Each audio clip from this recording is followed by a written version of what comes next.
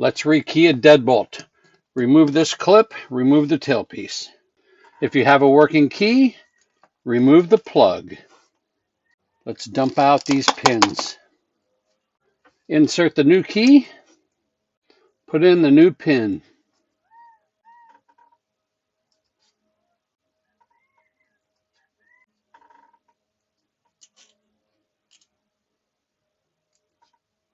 There's our new working pins. Perfecto. Put it back into the lock and let's see if it works. And we now have a happy lock. Don't forget to put that tailpiece on. Don't forget to put on the clip. One deadbolt, rekeyed.